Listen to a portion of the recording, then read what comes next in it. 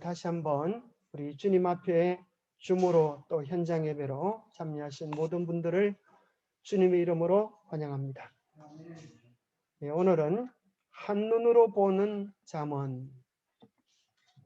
한눈으로 본다고 하는 것은 한쪽 눈 감고 보라는 게 아니고 한 번에 전체를 살펴본다는 뜻입니다.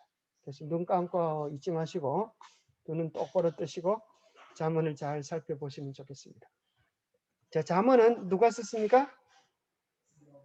솔로몬이 썼습니다. 솔로몬이 왜 썼을까요?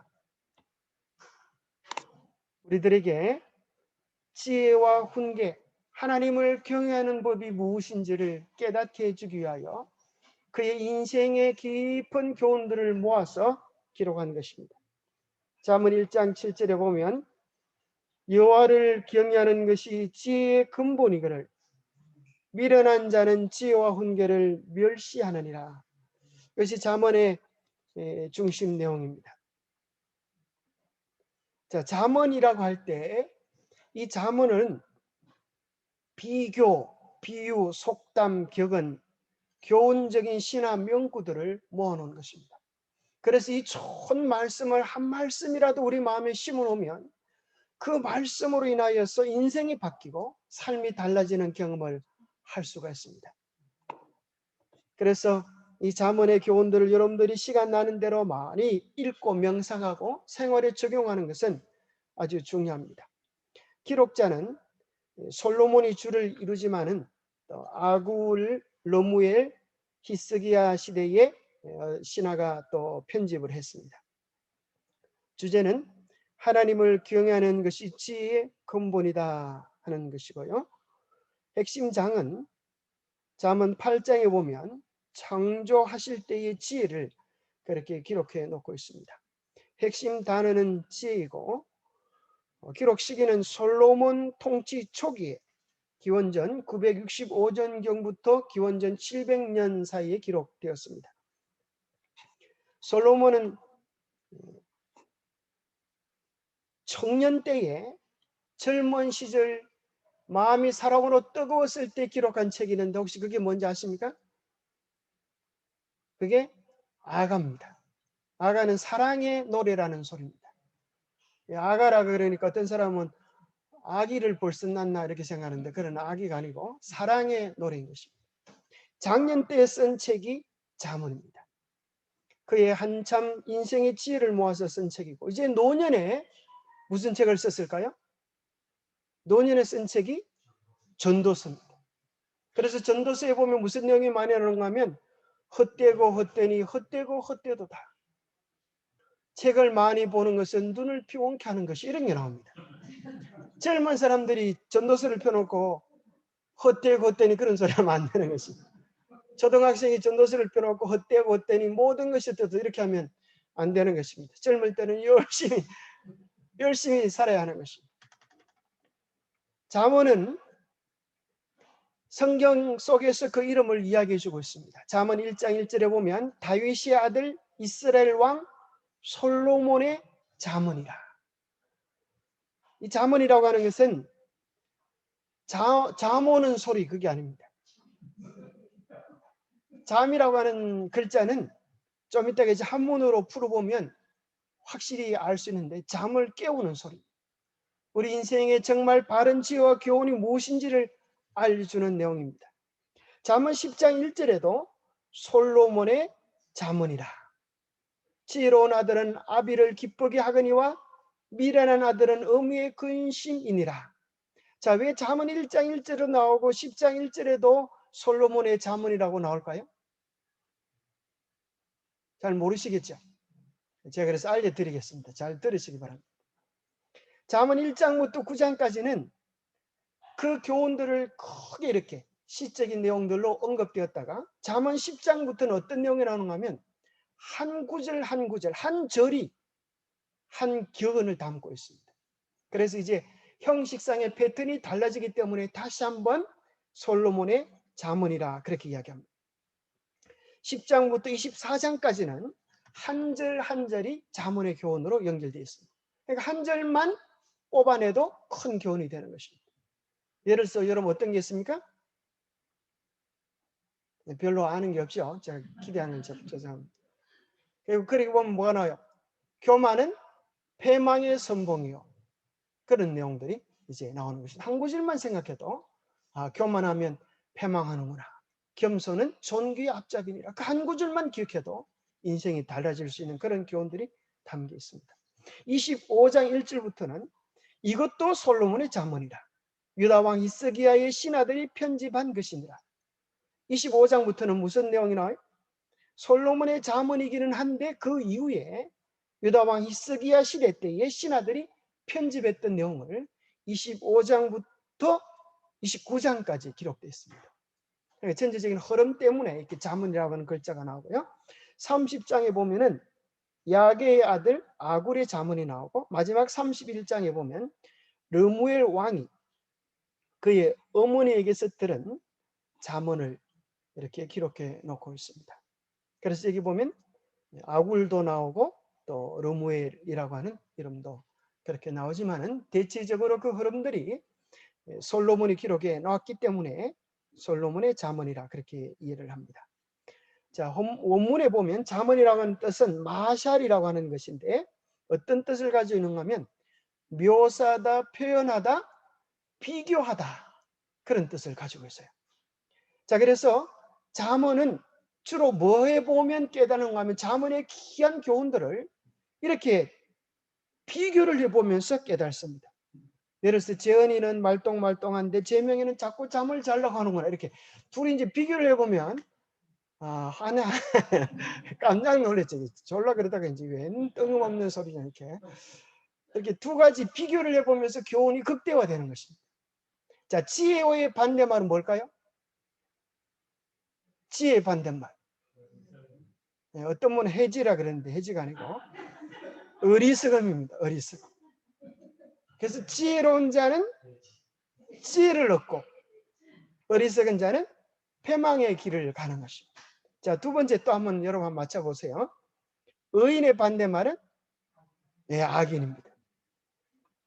또 생명의 반대말은 사망입니다. 그래서 잠언에는 이런 내용들을 대조적으로 하면서 무엇이 사는 길이고 무엇이 죽는 길인가 이런 것들을 우리에게 아주 알려주는 것입니다. 여러분 빨간 사과를 먹고 싶어요? 파란 사과를 먹고 싶어요? 얘는 다 먹을 수 없는 사과입니다. 보기만 하는 사과. 자, 교만의 반대말은 뭐죠? 겸손입니다. 그죠? 교만의 반대말은 겸손. 그래서 잠언 속에는 악을 교만으로 정의해요. 악이 뭐라고요? 교만. 그러면 선은 겸손인 거예요. 교만하고 잘났다고 까불다가는 잠언서 배우다가 이제 망하는 길로 가는구나. 그걸 깨닫습니다. 그래서 믿음의 다른 표현은 또 겸손인 것입니다. 믿음의 사람들은 뭐 좋다고도 까불면 안 돼요. 믿음 좋다고도 까불면 안 돼요. 믿음 좋다고 까부는 사람 봤어요? 잘 못 보셨어요? 잘 보면은 그런 사람들도 있어요. 나는 믿음이 이렇게 좋은데 당신은 믿음이 그 모양이야? 그렇게 하면 안 돼요. 나는 현미를 먹을 수 있는 믿음인데 당신은 백미밖에 못 먹어.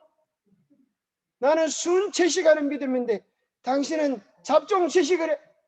믿음이 좋아요, 안 좋아요? 그렇게 하는 것은 믿음이 좋은데 그렇게 남을 깔보는 순간 그 믿음이 뭐로 바뀌어져요? 교만으로 바뀌어지면서 불화의 원인이 되는 거예요. 그래서 정말 진정한 믿음은 뭐가 아니라 교만이 아니라 삶으로 드러난. 그래서 정말 놀라운 것은 우리가 봤던 느헤미야의 개혁이 위대했던 게 뭐예요? 예수님의 기별과 바리새인들의 기별이 차이가 뭐예요? 바리새인들은 뭐예요? 그 기별을 가지고 뭐 했고? 교만했고 까불거렸고. 예수님은 어떻게 해요? 겸손하게 그 말씀을 먼저 마으면서요? 실천하면서 그것을 가르쳤던 것을 보게 되었습니다. 그래서 우리는 어떤 사람도 내가 가지고 있는 척도로 뭐 해서는 안 되겠어요? 너는 옳고 그르다. 그런 것들을 판단해서 안 됩니다. 특별히 잠언은 뭘 얘기하는가 하면 잠언은 율법서가 아니에요. 이것은 절대 기준을 이야기하는 게 아닙니다. 때로는 형편에 따라서 애누리도 좀 할 수 있는 부분들도 있어요. 잠언에 보면 무슨 얘기가 나오냐면 지나치게 의인이 되지 말라. 좀 이상한 쪽에 의인은 철저하게 의인이 되지 어떻게 지나치게 의인이 되지. 그래서 잠언은 지혜롭게 잘 교훈을 적용시켜야 할 그런 것들을 가지고 있습니다. 자, 게으름의 반대말은 뭐죠? 부지런함.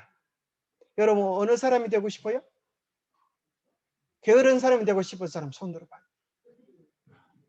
게으른 사람이 되고 싶은 사람은 아무도 없는데 게으른 사람들이 많이 있어요. 그 왜 그럴까요? 안 되고 싶은데 돼요. 왜 그러죠? 자기 자신을 잘 다스리지 않으면 우리는 다 뭐 하고 싶은 생각이 있어요? 어떤 사람들이 생각, 행복이란 뭔가? 먹고 노는 게 행복이다.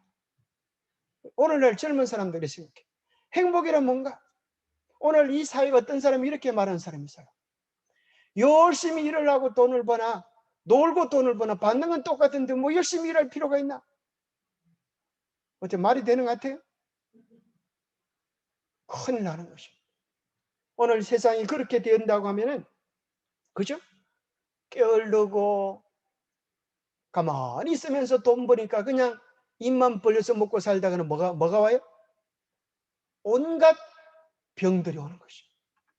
그래서 우리의 삶은 부지런함으로 복들이 굴러 들어오는 거예요. 그죠? 부지런함으로.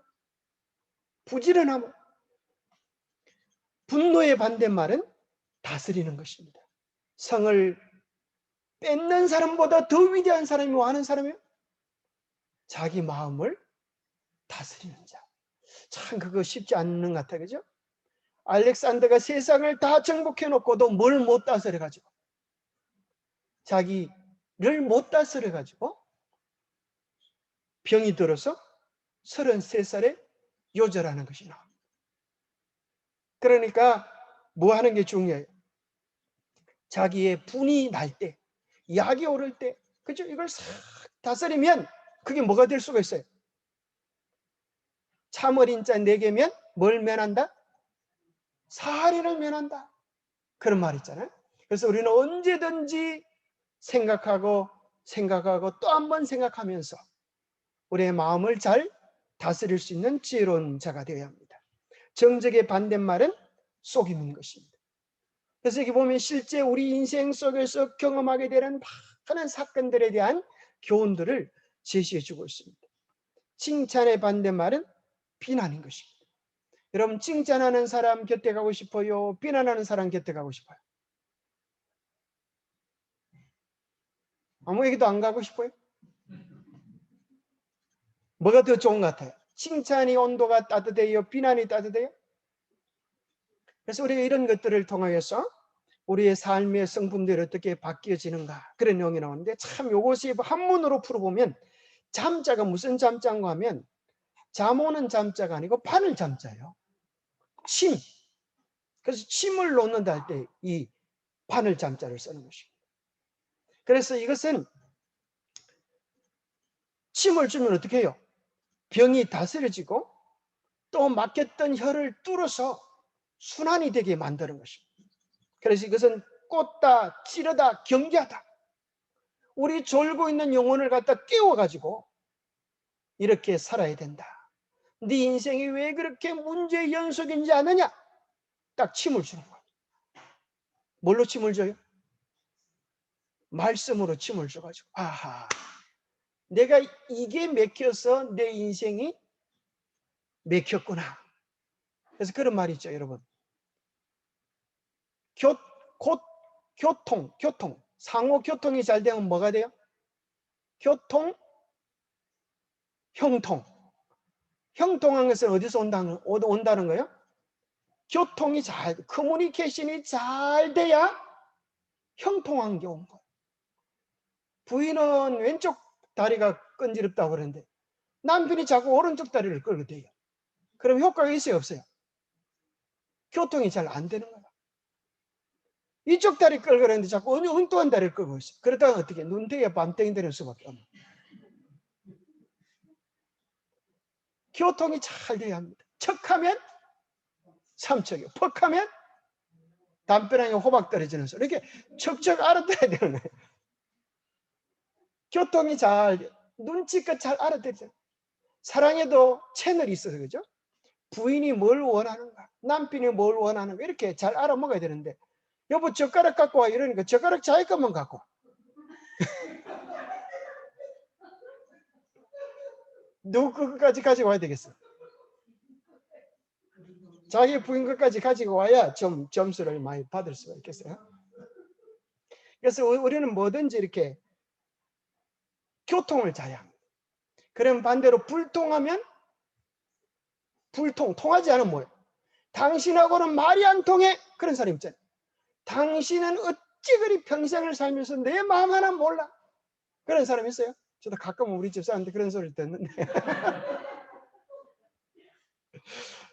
어떻게 평생을 살아도 내 마음 하나 몰라. 이렇게. 불통은 뭐로 통할까요? 불통은 고통입니다. 통하지 않으면 고통하는 거예요. 그래서 병이란 뭔가 순환이 안 되는 거죠. 통하지 않은 거예요. 불통. 피가 돌다가 막히면 죽는 거예요. 기가 통하다가 막히면 기가 막혀 죽는 것입니다. 숨이 통하다가 막히면 숨 막혀서 죽는 것입니다. 그래서 막힌 자리를 잘 뚫는 것, 그것이 이제 침이고, 그것을 잘 활용하는 것이 지혜의 교훈입니다. 근데 침이라고 하는 것이 아주 무서워가지고 막힌 데 잘 뚫어야 되는데 잘 통하는 데 뚫으면 또 딴 데로 피가 나와가지고 망가지는 수가 있어요. 제가 어떤 분은 참 예쁘고 한데 어릴 때 침을 잘못 맞아가지고 평생 이렇게 말을 못하고 벙어리로 살았고 얼마나 기가 찬지 모르겠어요. 좋은 침 한 방이 사람을 살릴 수도 있어요. 여러분 그거랑 아세요? 그죠? 좋은 침 한 방이 죽어가는 사람을 살릴 수도 있는 반면에 잘못된 침 한 방이 잘 살 사람을 평생 어렵게 만들 수도 있습니까? 있어요. 뿐만 아니라 뭐도 그런 역할을 한다는 거예요. 말도. 우리의 말도 침과 같은 역할을 한다는 거예요. 말도 침과 같은 역할을 해서 정말 용기를 잃어버리고 참으로 도움이 필요한 사람에게 가서 꼭 끌어안고 그죠? 힘내세요. 우리가 있잖아요. 아빠 힘내세요. 제명이가 있잖아요. 이렇게 노래를 불러주면 아빠가 얼마나 힘이 나겠어요. 괜찮아요. 어린이들은 자고 싶으면 자도 괜찮아요. 걱정하지 마시고. 재워줘도 괜찮은데. 그 참 어려울 때 말 한마디가 힘이 됩니까? 힘이 돼요. 그런데 정말 또 어떨 때는 말 한마디로 사람을 죽이기도 합니까? 안 그래도 힘들어 죽겠는데, 안 그래도 살맛이 안 나는데, 게다가 부인까지 와가지고 차라리 그럴 바에 하나님을 욕하고 죽으시오. 누가 그랬어요? 욥의 마누라가 그런 소리를 했어요. 제가 아는 어떤 분은 대장암이 걸려가지고 이 대장을 직장이 이제 바로 그 밑에 붙어 있는 거예요. 항문 바로 거기에 직장을 잘라내니까 이게 조절이 안 되는 거예요. 양복을 쫙 빼입고 이제 결혼식 가려고 그러는데 차 운전하려고 했는데 그냥 실례를 해버린 거라. 실례가 무슨 소리인지 잘 알아듣겠죠. 인상을 쓰시는 분도 계신데 알아듣고. 그럴 때 부인이 무슨 말하는 게 중요합니다. 에이 더러운 놈 똥이나 팍 싸고 죽어라. 그랬으면 어떻게 되겠어요? 그분 죽었을지 뭐. 근데 뭐라 그러는가 하면 여보 걱정하지 마세요. 싸고 싶은 대로 마음껏 푹 사세요.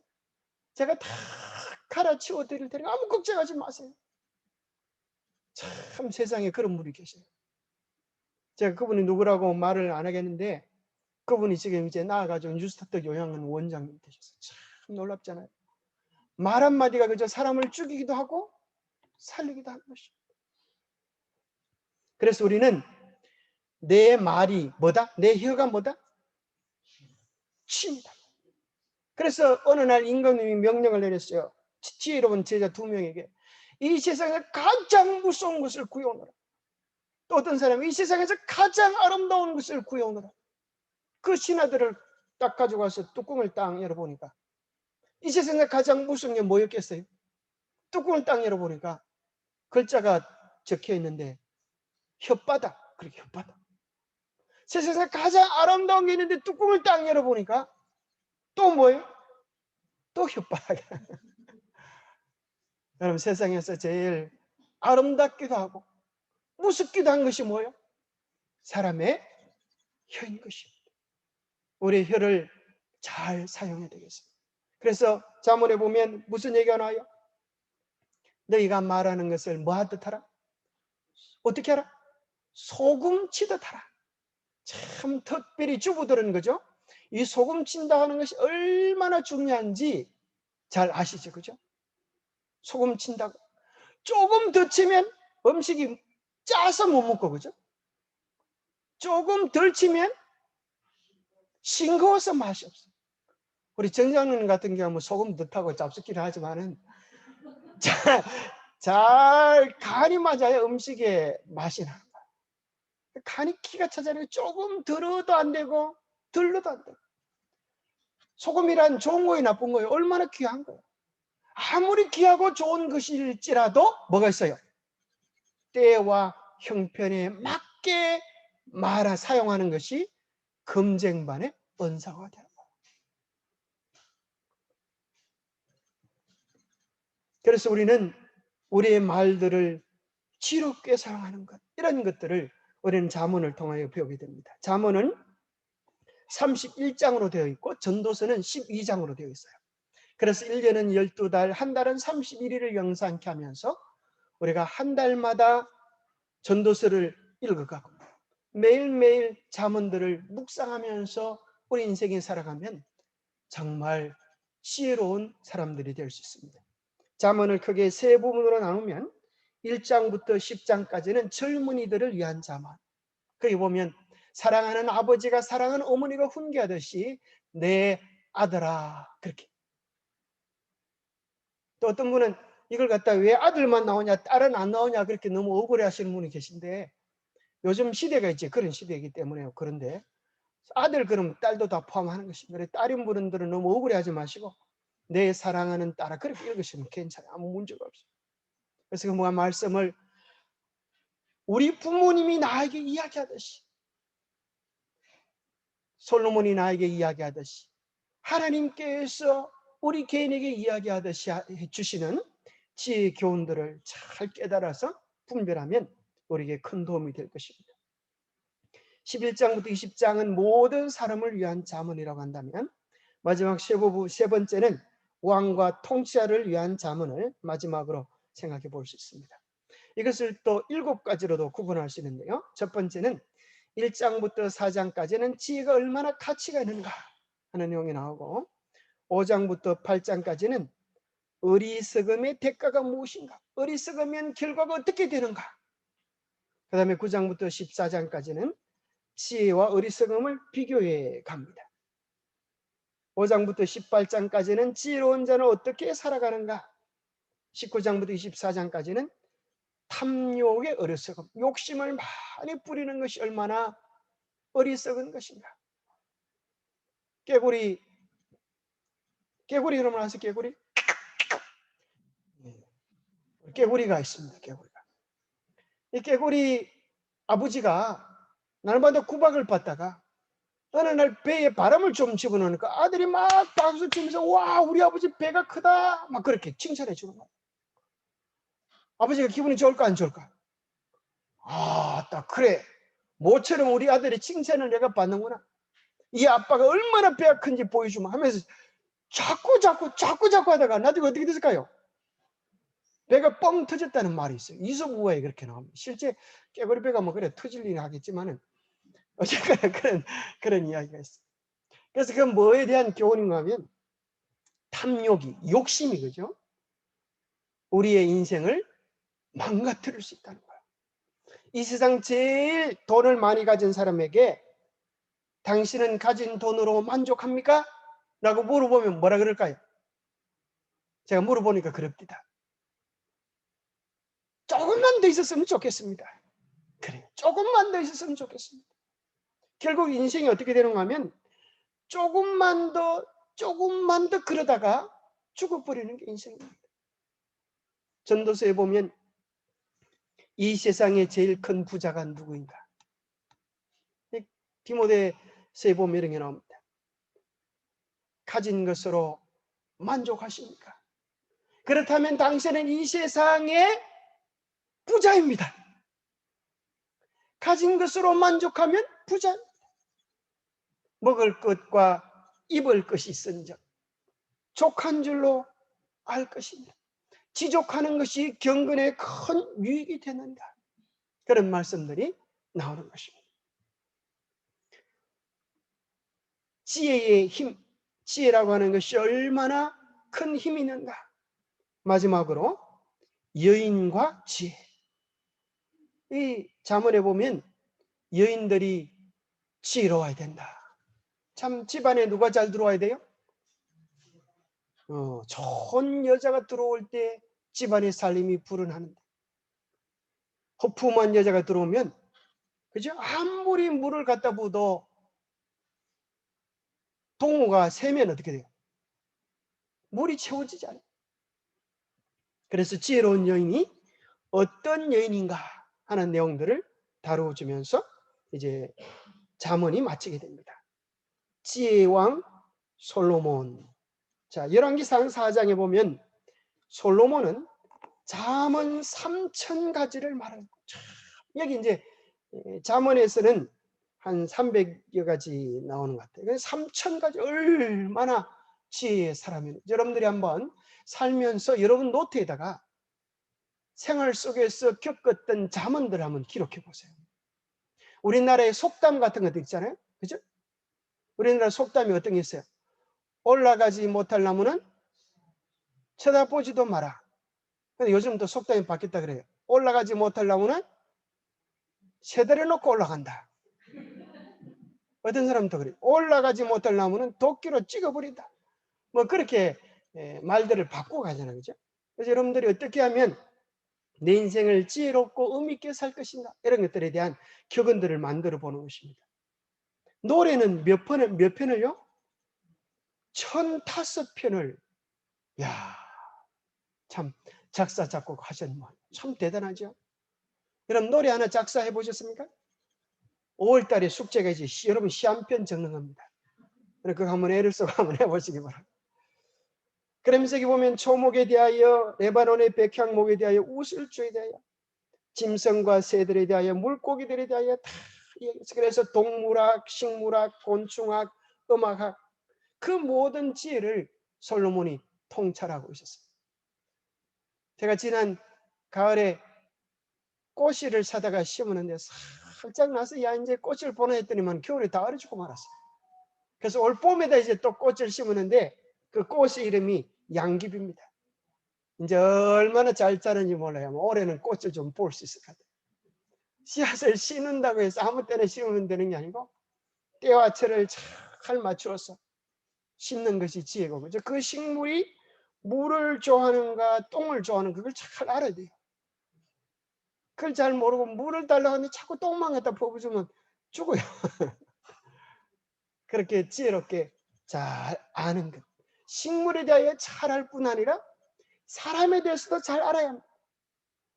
평생 데리고 살지만은 모시고 살지만은 무슨 요리를 좋아하는지, 무엇을 싫어하는지, 어떻게 하면 기분이 좋아하는지, 어떻게 하면 노여하는지.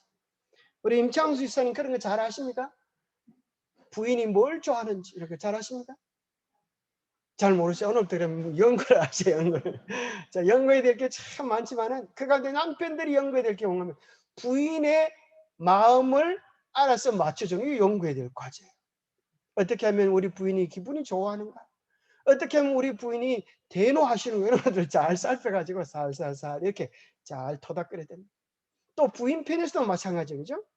막 억센 황소를 요리할 줄 아는 여자들이 말이야. 남편 하나를 요리하지 못해가지고 눈티가 밤티가 되고 날마다 막 병접시가 날아다니고 사니 못 사니 그런 사람들이 있어요. 그죠? 그건 뭐 어려요. 남자 사람 하나 마음 맞춰주는 걸 그거 못해요? 나 같으면 10명도 맞춰줄 수 있을 것 같은데. 참 쉽지 않은 것 같아, 그죠? 사람 살면서 마음 맞추신다는. 그래서 뭐 해야 되는가 하면 연구를 좀 해요. 연구. 무엇을 좋아하는지 싫어하는지. 남자 마음 맞추기는 아주 쉽습니다. 세상에 쉬운 게 남자 마음 맞춰주는 거예요. 밥만 미기주고 가만히 내버려두면 잘 놀아요. 근데 여자 세상에 어려운 게 여자 마음 맞춰주는 거예요. 우리 정자님 보십시오. 아무리 기가 차게 뭐 따듬어 주고 해도 부인은 막 싫다고 잔소리 했었어요. 너무 잘 따듬어 준다고 아주 그래요. 안 따듬어 주면 안 따듬어 준다고 난리고 잘 따듬으면 잘 따듬어 준다고 난리고. 참 어려운 것 같아요. 세상에도 알다가도 모를 일이 여자 마음 같아요. 그러니까 여자 마음은 너무 알려고 애를 쓰지 마시고 하나님 바라보면서 적당히 하시면 될 것 같습니다. 자, 그래서 지식과 지혜라고 하는 게 있는데 이 세상에 있는 많은 사람들은 지식에 관심이 많아요. 그죠? 어떤 대상에 대하여 배우거나 실천을 통하여 알게 된 명확한 인식이나 이해, 그런 것을 지식이라고 합니다. 그래서 성경에는 우리가 더 깨닫기 원하는 것은 지혜입니다. 지혜와 지식의 차이는 뭔가 하면 지식에다가 생명이 되어지고 실천이 되어지는 것이 지혜입니다. 그래서 어떤 사람은 지식은 많지만은 지혜가 없는 사람이 있어요. 자, 유아교육학과를 나온 사람이 아기를 잘 볼까요? 할머니가 아기를 잘 볼까요? 지식은 누가 많은데? 유아교육학과가 훨씬 많은데 지혜는 할머니가 많아요. 잠언 3장 8절에 보니까 지혜는 그 얻는 자에게 생명나무라 지혜를 가진 자는 복되다. 지혜를 가지면 생명나무와 같아서 필요와 상황에 따라서 그 열매들이 방법들이 쑥쑥 나오는 거야. 사랑은 수많은 아이디어를 만들어내는 거야. 기술, 테크닉을 배우면 한 가지에서 끝이 나지만 사랑을 가지면 수많은 아이디어가 나옵니다. 서로 사랑하면 그 사람 마음을 기쁘게 해줄 수많은 생각들이 나옵니다. 사랑하지 않으면 맥혀가지고 나올 게 없어. 이만큼 했으면 됐지. 나보고 뭘 더 웃자라고 이렇게. 그죠? 사랑은 더 해주고 싶은 거예요. 지혜란 우리가 알고 있는 어떤 것이 아니라 우리가 살아가는 방식이다. 우리의 삶에 대한 내용이 이제 잠언에 기록되어 있습니다. 잠언과 시편을 비교해 보면 시편은 무릎 꿇고 예배하는 그리스도인이라고 표현한다면 잠언은 일어서서 행동하는 그리스도인. 시편은 기도와 찬양, 노래라고 한다면 잠언은 우리의 삶, 행위를 얘기해 줍니다. 시편은 하나님과 인간 관계를 이야기한다면 잠언은 사람과 사람들의 관계 속에서 우리 인생이 어떻게 처신해야 할 것인가에 대한 생활의 지혜를 다루어 줍니다. 시편은 기도의 골방을 위한 것이라고 한다면 잠언은 우리의 가정에서, 우리의 일터에서, 우리의 삶의 현장에서 사람들의 관계 속에서 어떻게 행복을 만들며 살아갈 수 있을 것인가를 알려줍니다. 시편은 신앙생활을 강조한다면 잠언은 우리의 실제적인 생활 전부를 다루어주고 있습니다. 그래서 시편과 잠언을 통하여 우리에게 주는 교훈은 우리의 전 생애가 신앙이 되어야 합니다.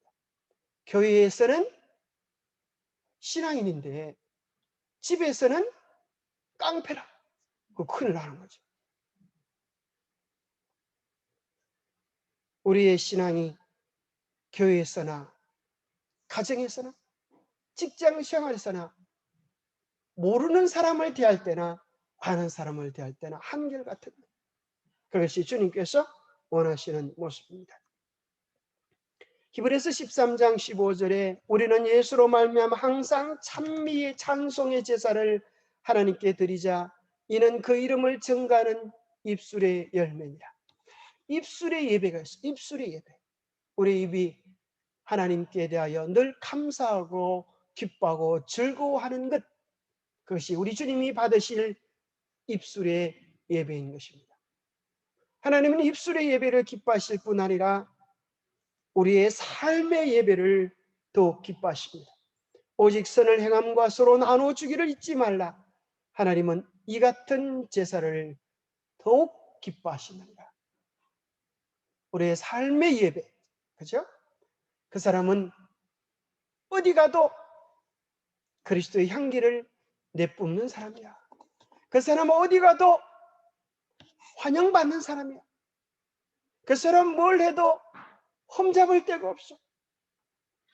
심지어 저희 고향 말로 그 사람은 얼마나 예쁜지, 그 사람은 똥도 예쁜 것 같아, 이런 속담이 있어요. 그렇죠? 실제 똥이 예쁜 사람이 어디 있겠어요? 그 사람 하는 게 다 예쁘다는 거예요. 하는 것들이 다 예쁘고 곱고 사랑스러운 우리의 삶이 그렇게 되기를 축복합니다. 지혜란 무엇인가? 첫 번째, 이 잠언서는 지혜를 표현하기를 이 세상의 지혜와는 다른 것입니다. 이 세상의 지혜는 처실소리. 어떻게 하면 돈을 잘 벌고 어떻게 하면 부자가 되는, 돈 잘 벌려고 주식했다가 쫄딱 망한 사람이 한둘이 아니에요. 갑자기 인생 대박 날려고 복권 샀다가 쪽박 찬 사람이 한둘이 아니에요. 그러나 성경은, 우리 잠언은 그런 것을 알려주는 게 아니라 영생의 도를 우리에게 알려주는 것입니다. 여호와를 경외하는 것이 지식의 근본이오늘 미련한 자는 지혜와 훈계를 멸시하느니라. 내 아들아, 내 아비의 훈계를 들으며 내 어미의 법을 떠나지 말라. 여호와를 경외하는 것이 지혜의 근본이요 거룩한 자를 아는 것이 명철이니라. 여기서 이야기하기를 참된 지혜와 지식은 어디 있는가? 하나님을 올바로 경외하는 것. 하나님이 지혜의 근본이시다. 그래서 우리는 언제든지 누구에게 여쭤보면서, 하나님께 여쭤보면서 그 지혜를 얻을 수가 있다는 것입니다. 처지와 형편에 합당한 지혜를 우리는 하나님께 여쭤봄으로, 기도함으로 얻을 수 있습니다. 그래서 잠언에는 지혜라고 하는 단어가 무려 140회가량이 나옵니다. 잠언을 다른 말로 표현한다면 지혜의 책인 것입니다. 그런데 재밌게도 지혜를, 우리나라 말은 딱 지혜 하나인데 히브리서에서는, 히브리 말에는 지혜를 표현하는 단어가 3개가 있습니다. 첫 번째는 비나라고 하는 것인데 그것은 명철을 이야기합니다. 진리와 오류, 실제와 허상을 판별하는 지적인 능력을 지식이라고, 지적인 능력. 두 번째는 호크마라고 하는 것인데 이것은 지혜로 표현되어져 있는데 이것은 선과 악, 옳고 그름을 분별하는 도덕적 분별력입니다. 우리에게 도덕적 분별력이 필요할까요? 비록 그것이 세상에서는 죄가 아닐지라도 우리의 도덕적 차원에서 하나님의 눈앞에서 죄인 것이 있습니다. 세 번째는 투시아라고 해서 완전한 지혜, 오랫동안 하나님의 말씀을 묵상함으로 개발된 진리에 대한 영적 통찰력, 또는 삶을 하나님의 관점에서 바라보는 능력, 원칙들을 매일의 삶에 적용하는 힘, 그것을 이제 지혜라고 이야기합니다. 아무리 알아도 뭐하지 못하면, 적용하지 못하면, 내 삶에 경험되지 못하면 소용이 없다는 거예요. 모른다는 거예요. 그래서 지혜라고 하는 성경적 의미는 지적인, 도덕적인, 의지적인, 영적 힘 모두를 포괄하는 전인적 용어로 사용되고 있다고 하는 것입니다. 그래서 지정이라 그러죠. 지식, 정서, 여기서는 정서라 그러지 않고 도덕적인 것으로 이야기합니다.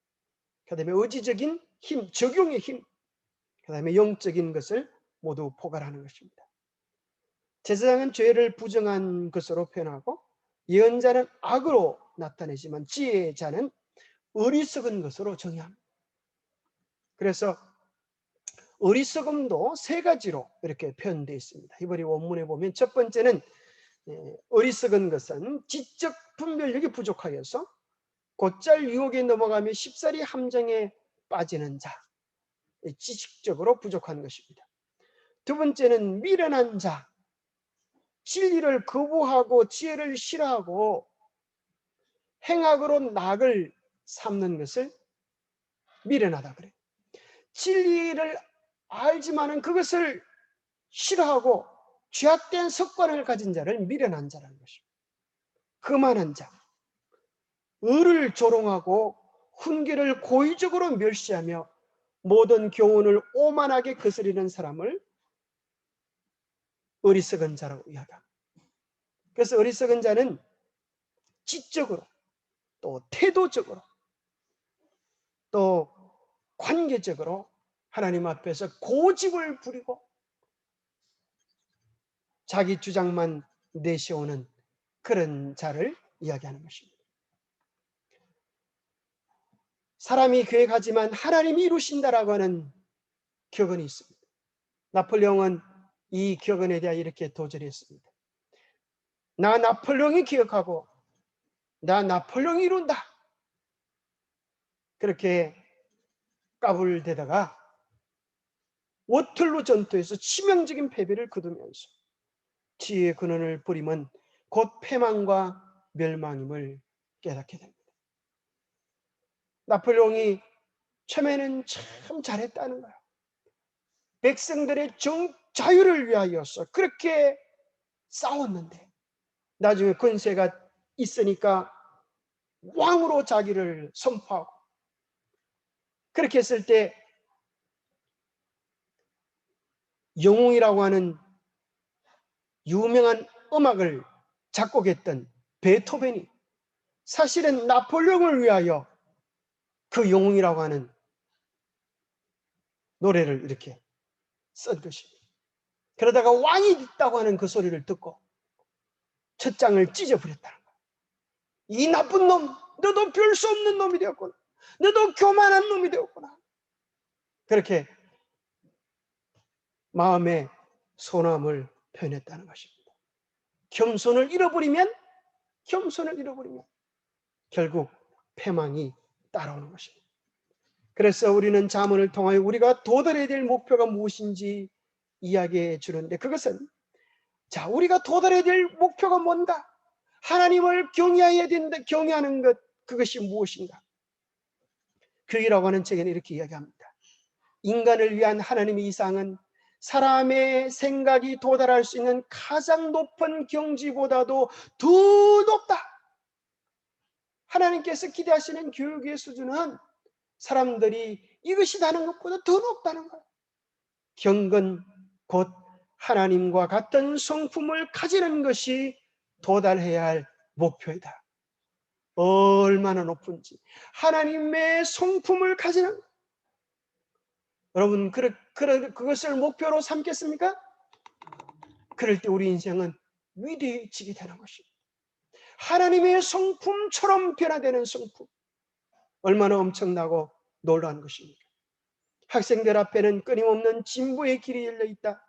학생에게는 이루어야 할 목표, 도달해야 할 표준이 있으며 이 목표와 표준은 선하고 순결하고 고상한 모든 것을 포함한다. 우리가 이 원대한 목표를 가지고 살아갈 때 우리는 하나님의 형상을 회복하고 우주의 왕으로서 군림하게 될 것입니다. 그래서 우리가 어떻게 하나님의 형상을 회복해 가는가에 대해서 세 권의 교과서가 있습니다. 세 권의 교과서. 첫 번째는 천년계라고 하는 교과서입니다. 그래서 잠언 8장에 보면 내가 하는데 이것은 지혜를 의인화시켰습니다. 지혜가 이제 이야기하는 겁니다. 그 곁에서 창조자가 되어 날마다 그의 기뻐하시는 바가 되었으며 항상 그 앞에서 즐거워하였습니다.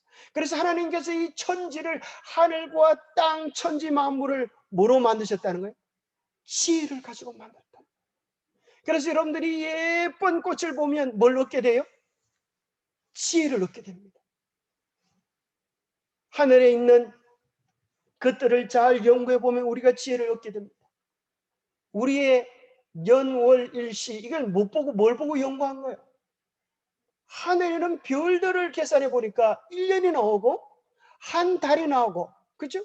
하루가 나오고 이렇게 다 하늘에 기록되어 있는 것입니다. 그걸 읽어내니까 뭐 하게 돼요? 농사를 짓는 법이 나오게 되는 거예요. 천년계. 그래서 여기 보면 하나님께서 창조하신 천년계라는 거대한 책의 몇 페이지마다 지금도 그분의 솜씨의 흔적을 찾아볼 수 있다. 그럼 천년계는 참으로 위대한 책입니다. 우리 자녀들을 푸른 초장으로 천연계로 데리고 가시기 바랍니다. 꽃들이 얼마나 아름다운지, 그 꽃을 만드신 하나님은 얼마나 더 아름다운 분인지, 개미가 얼마나 부지런한지, 까치가 어떻게 나무 가지를 가지고 비가 새지 않는 집을 짓는지, 태풍에도 망가지지 않는 집을 짓는지, 어떻게 개미가 에어컨 장치가 없어도 집을 시원하게 바람에 통하게 짓는지, 어떻게 소가 독초를 가리는지, 그죠? 우리가 참 머리가 나쁘면 이 소머리야? 이러는데, 그죠? 소를 알고 나면 결코 그런 소리 하는 게 손님에 대한 큰 오해라고 하는 것을 깨닫게 됩니다. 머리가 나쁘면 어떤 사람이 이 새대가리야 그런데 새들이 얼마나 지혜로운지 하나님께서 천지 만물 속에 지혜를 두신 것입니다.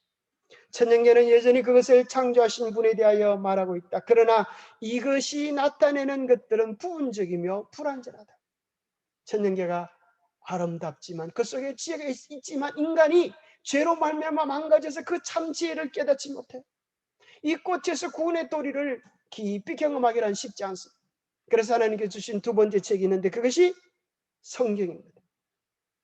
그래서 잠언 2장에 보면 은을 구하는 것 같이 그것을 구하며 감추어진 보배를 찾는 것 같이 그것을 찾으면 여호와 경외하기를 깨달으며 하나님을 알게 되리니, 이 성경 말씀 속에서 은을 찾는 것 같이 감추인 보배를 찾는 것 같이 하나님 만나기를 찾으면 하나님 경외하기를 깨닫고 하나님을 만나서 우리의 성품이 하나님의 형상으로 변화되는 역사가 일어나게 되겠다는 것입니다. 며칠 전에 황매산에 가서 참 보물찾기 하는 것 같아요. 숲속 밑에 보면 아주 치나물이라는 게 있어요. 짠 데도 있고 그래. 참 해납디다 그 산에. 그 보물찾기. 천년계 속에 하나님이 감춰두신 약초들이 있어요. 그죠? 어떤 사람은 뭘 찾았다 그래요? 우리 어떤 장님 얘기 들어볼까? 돌삼을 찾, 돌 바위 밑에 있는 삼을 찾았는데 그 가치가 무려 1억 원, 시가 1억 원 이상이에요. 1억 원 이상. 참 엄청나잖아요. 여러분 그거 찾고 싶습니까? 성경 속에 영원의 가치가 있는 보화들이 있는 것입니다. 감추인 보화를 찾는 것처럼 성경 속에서 찾게 되기를 바랍니다. 성경은 진리의 완전한 표준이며 교육은 이를 바탕으로 이루어져야 한다. 교육이라고 할 만한 가치 있는 교육을 받기 위해서는 성경에 나타나 있는 창조주 하나님과 구속자이신 그리스도에 대한 지식을 받아들여야 한다. 성경을 우리의 교과서로 삼을 때 우리는 참으로 모자람이 없는 충분한 지혜를 얻게 됩니다. 자, 세 번째 책이 무엇인가? 여기 실물 교훈에 이렇게 기록해 놓고 있습니다. 진리의 큰 복음은 하나님의 말씀, 곧 기록된 말씀과 천년계의 책과 하나님께서 사람의 생애를 취급하시는 경험의 책 등이다. 세 번째 무슨 책이요? 경험의 책. 내가 오늘 이렇게 살아보니까 이렇게 하면 안 되는구나. 내가 이렇게 보니까 우리 부인이 오늘 참 기뻐하네. 다음에는 더 잘해야지. 이렇게 지혜를 얻는 것입니다. 경험을 통하여서 되돌이켜 보면서 지혜를 얻는 것입니다. 이들 보고에는 그리스도의 일꾼들이 꺼내야 할 엄청난 보화가 들어있다. 진리를 탐구할 때마다 그들은 인간의 지능을 의지하지 말아야 하고 하나님께서 어리석게 보시는 지혜를 가진 위인들도 의지하지 말고 오직 하나님만을 의지해야 한다. 두 번째 이제 지혜의 의미는 들으라 하는 것입니다. 들으라. 첫 번째 지혜의 의미는 뭐예요? 하나님을 바로 경외하는 것이 지혜다. 두 번째 지혜라고 하는 것이 뭔가? 잠언에는 사랑하는 아들에게 들으라라고 간절히 호소하는 부모의 애타는 심정이 나타납니다. 내 아들아 하는 말은 무슨 말이에요? 내가 경험해 보니까 이렇더라. 내가 경험해 보니까 이렇더라. 그래서 나의 경험의 이야기를 들어보면 네가 고생을 안 하고 내가 실패했던 그 실패를 경험하지 않고 성공할 수 있는 길이 있다. 그런 내용이 잠언에 나오는 것입니다. 그래서 내 아들아 그러는 것입니다. 내 아들아, 내 아비의 훈계를 들으며 내 어미의 법을 떠나지 말라. 내 아들아, 악한 자가 너를 꿰일지라도 따르지 말라. 내 아들아, 그들과 함께 길에 다니지 말라. 내 바알을 금하여 악한 길을 밟지 말라. 내 아들아, 네가 만일 나의 말을 받으며 나의 계명을 내게 간직하며, 내 아들아, 나의 법을 잊어버리지 말고 내 마음으로 나의 명령을 지키라. 내 아들아, 여호와의 징계를 경히 여기지 말라. 그 꾸지람을 싫어하지 말라. 잠언은 1장부터 9장까지 속에 아버지가 아들에게 주는 10가지 이상의 교훈들이 기록되어 있습니다. 아버지가 아들에게 주는 강국한 경험에서 우러나온 훈계들이 나오는 것입니다. 듣는 마음, 그러니 잘 들어야 지혜가 오는 것입니다. 솔로몬이 꿈속에서 하나님을 비웠습니다. 너에게 무엇을 주랴? 그때 솔로몬이 했던 말이 이것입니다. 하나님, 저에게 지혜를 주십시오, 이렇게 한 줄 아는데 그게 아니에요. 왕상 3장 9절에 보니까 누가 주여 주의 이 많은 백성을 재판할 수 있사오리까? 듣는 마음을 종에게 주사 주의 백성을 재판하며 선악을 분별하게 하옵소서. 듣는 마음, 하나님의 말씀을 잘 들어보면 그 속에서 지혜를 얻을 수 있기 때문에 하나님의 음성을 들을 수 있는 마음을 제게 주십시오. 신명기 6장 4절부터 나오는 말씀을 쉐마라고 해서 이스라엘 백성들이 즐겨 외우는 내용인데, 그 말씀도 뭐라고 시작되는가 하면 이스라엘아 들으라. 우리 하나님 여호와는 오직 유일하신 하나님이시니에서 나오는 것입니다. 지혜란 어디 있는가?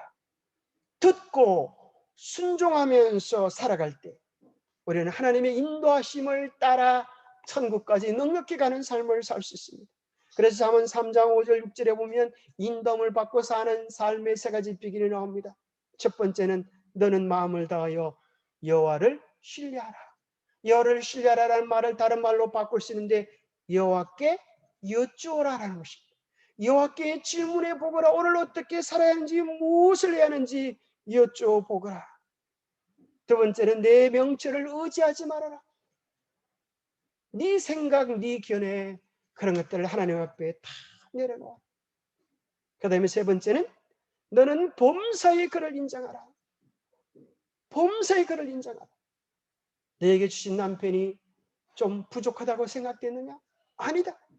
하나님은 너에게 가장 맞는 사람을 70억 가운데 뽑아서 선택해서 너에게 준 것입니다. 하나님, 바로 저를 위한 최고의 남자가 이분이군요. 감사합니다. 제가 주님 대하듯이 이 남편을 대하겠습니다. 여러분, 여자분들 아멘 다 하시기 바랍니다. 남자분들도 마찬가지예요. 그죠? 하나님의 세상 가운데 가장 합당한 자를 내 아내로 주시고 내 자녀로 주시고, 자녀들에게 있어도 부모님이 나를 향한 최고의 하나님의 선물을 인정하며 받아들일 때 뭐가 오는 거예요? 하나님께서 인도하시는, 하나님과 함께 하시는 가정의 새 출발이 이루어지게 되는 것입니다. 그때부터 우리 인생은 하나님의 인도하심을 따라 살게 되며, 내 향한 내 음성을 들으면 나는 그들을 알며 그들은 나를 따르느니라. 천생연분은 그래서 천생연분이 되는 거예요. 하나님의 인도하심을 받아들이기 시작하면 그때부터 하나님 대하듯 서로를 대하며 하늘이 그 안에서, 그 가정 안에서 이루어지기 시작하는 것입니다. 이제는 불평 대신에 감사를, 이제는 비난 대신에 칭찬을, 이제는 하나님 앞에 진정한 믿음을 우리의 삶에서 표현할 수 있게 되기를 간절히 바랍니다. 예, 시간이 다 되었습니다. 우리 행복이 너무 쉽게 망가지는 이유, 그것이 뭡니까? 자극이 왔을 때 생각 없이 반응해 버리는 것. 이제는 한마디로 이야기하면 이것이 오늘의 결론입니다. 어제 우리가 새로운 삶을 살 수 있는데 자극이 오면 바로 반응하지 말고 생각 좀 하면 살아라, 이것입니다. 생각 좀 하며 살아라. 바로 반응할 만한 일은 별로 없다는 것입니다. 공간을 만들어서 그 공간에 하나님께 여쭙고 살아라. 하나님께 죄를 여쭙고 하나님께 내가 이 상황과 형편 속에서 해야 할 최선의 것이 무엇인지를 여쭙고 응답을 받고 살아라. 응답이 없으면 조금 더 기다리고 또 기다려보면서 더 최선의 길을 걸어가면 하나님께서 우리의 삶을 붙잡고 인도해 주실 것입니다. 하나님께서 우리 모두를 목자가 양을 인도하듯이 우리의 삶을 친히 인도해 주실 것을 인하여 감사를 드립니다. 잠깐 기도하겠습니다. 하나님 아버지, 솔로몬에게 주셨던 그 놀라운 지혜의 교훈들 속에서 오늘 우리의 삶에 교훈을 얻게 하여 주시고 우리의 삶에 아름다운 노랫소리가, 감사의 노랫소리가, 행복과 즐거움의 노랫소리가 나올 수 있도록 도와주시옵소서. 우리에게 넉넉한 주님의 성품, 주님의 마음을 주셔서 우리가 모든 사람과 화목하며 주님의 지혜를 우리의 삶에 나타낼 수 있도록 복을 다하여 주시옵소서. 우리가 부지런함으로, 성실함으로, 정직함으로, 사랑함으로 우리의 믿음을 아름답게 드러내게 축복하여 주셨기를 우리 주 예수 그리스도 이름으로 하여 간절히 간구하옵나이다.